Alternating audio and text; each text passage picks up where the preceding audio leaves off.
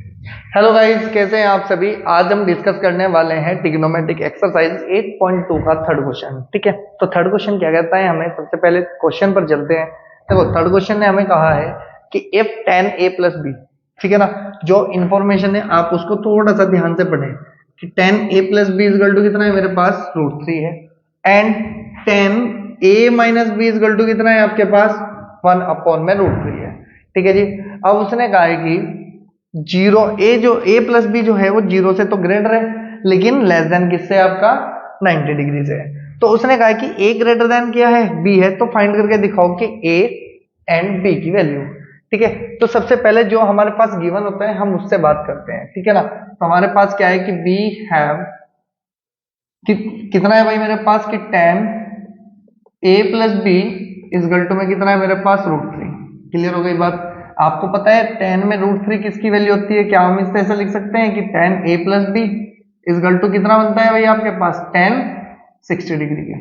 tan 60 degree की value कितनी होती है आपके पास √3। देखो, tan से tan कंपैरिजन हुआ तो थीटा से थीटा कंपैरिजन कर लेंगे, तो यहां से कितना मिल जाएगा मेरे पास कि a प्लस बी की वैल्यू कितनी आ गई मेरे पास 60 डिग्री। ये बन गया इक्वेशन नंबर 1। क्लियर हो गई बात।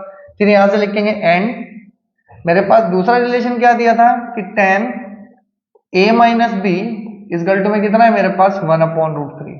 हमें ये देखना है कि tan में 1 अपॉन √3 किसकी वैल्यू होती है, तो ये कितना बन जाएगा आपके पास tan a minus B equal to tan 30 degree. बात क्लियर हो चुकी है आपको।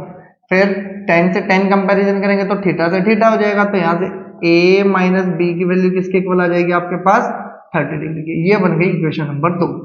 ठीक है, अब यहां से लिखना है हमें क्या कि from equation number first and second we get. ठीक है जी। अब हमारे पास दो इक्वेशन है, ये रही जी। तो अगर मैं इसको लिखूं तो क्या लिख सकता हूं मैं, a plus B equal to 60 degree और a माइनस के b इजगल टू 30 डिग्री। अगर थोड़ा सा ध्यान दिया जाए, अगर मैं इन दोनों को प्लस करूं तो ये तो कैंसिल हो जाएंगे क्योंकि अपोजिट साइन के हैं। तो a और a कितना बन जाएगा मेरे पास कि 2a, और 60 प्लस के 30 कितना बन जाएगा मेरे पास, अगर दोनों को ऐड कर दिया जाए तो 90 डिग्री। अब a की वैल्यू कितनी आएगी आपके पास 90 डिग्री अपॉन में 2, और आपको पता है जैसे 90 को 2 से डिवाइड दिया जाएगा ये बन जाएगा 45 डिग्री। तो a इजगल टू कितना है मेरे पास 45 डिग्री। अगर मुझे ध्यान से देखो मेरे पास क्या आ चुका है, पहले ये बताइए क्या आया मेरे पास, a आया। क्या मैं इसको ऐसा लिख सकता हूं कि put the value of a in equation first we have. देखो जी, मेरे पास क्या है, a की वैल्यू है। अगर a में चाहे सेकंड में रख लो चाहे फर्स्ट में रख लो, तो आप देखो जैसे आप इसको फर्स्ट में रखेंगे तो कितना बन जाएगा आपके पास कि 45 डिग्री प्लस के b इजगल टू कितना बन जाएगा आपके पास 60 डिग्री। क्लियर हो चुकी बात।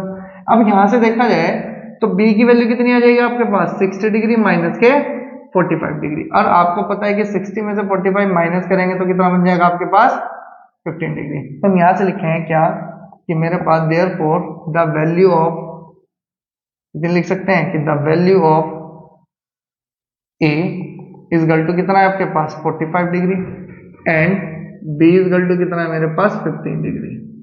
ठीक है ना, ये दो वैल्यूज मेरे को फाइंड करनी थी, और ये दो वैल्यू क्या मिली आपको, एक मिली a 45 डिग्री और b क्या मिला आपको 15 डिग्री।